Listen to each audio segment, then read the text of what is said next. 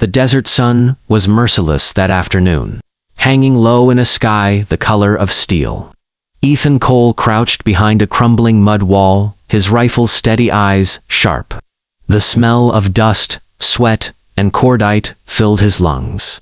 His team had been on patrol since dawn, their boots crunching across endless sand.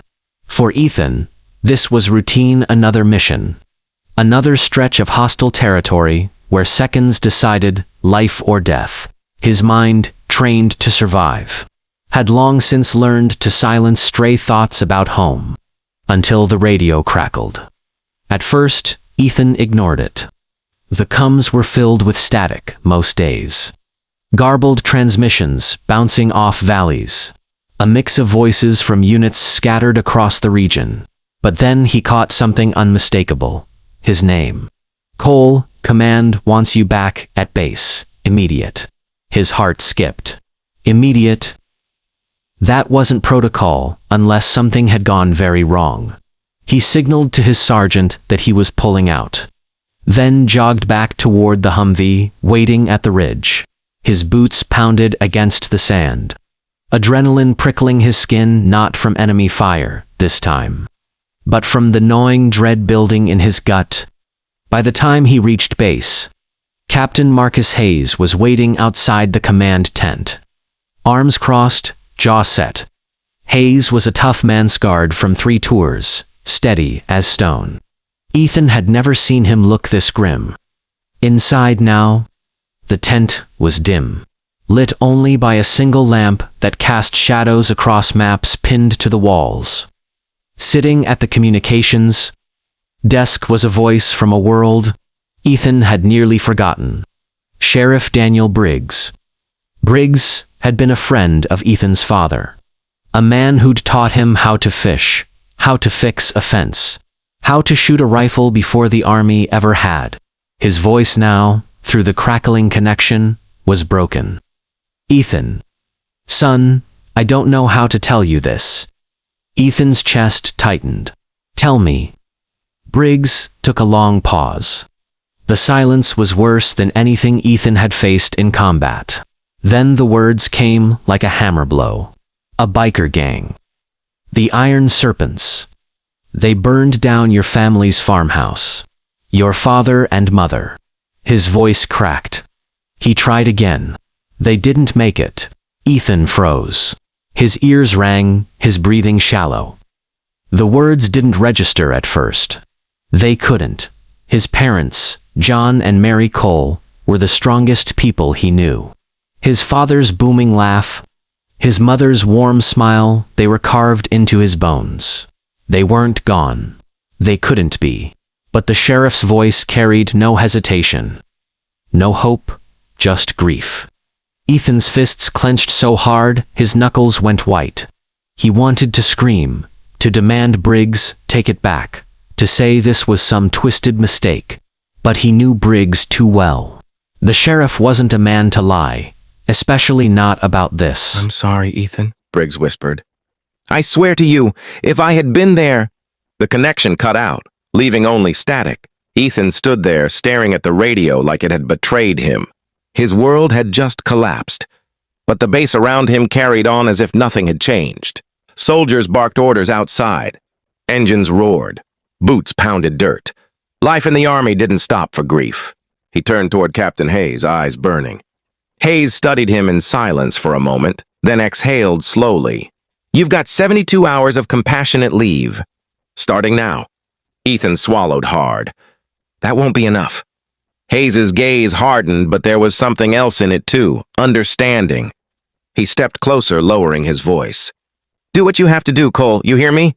What you have to do. Ethan met his captain's eyes, and for the first time since the call, he felt something other than despair. He felt purpose. Cold, sharp, and heavy. The transport plane roared as it lifted off that night.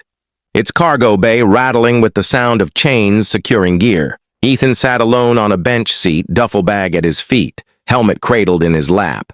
The plane's engines drowned out thought, but grief was louder. Images of the farmhouse filled his head. The porch swing where his mother used to sit with lemonade on summer evenings. The barn his father rebuilt by hand after a storm.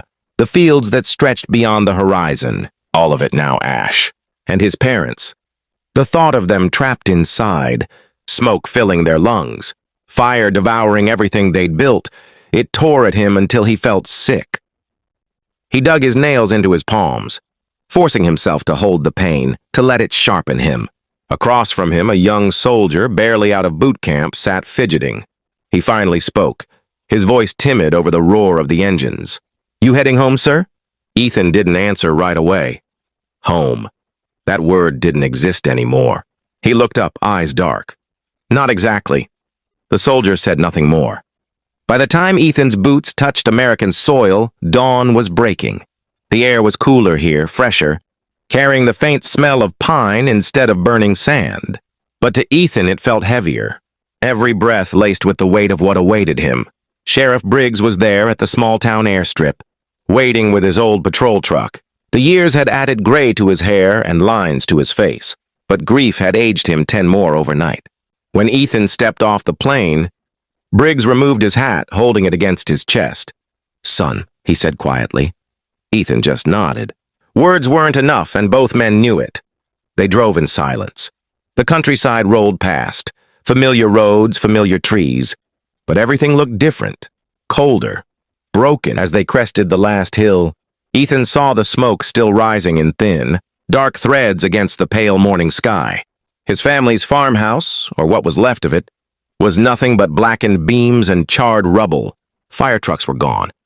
Neighbors stood at a distance, whispering.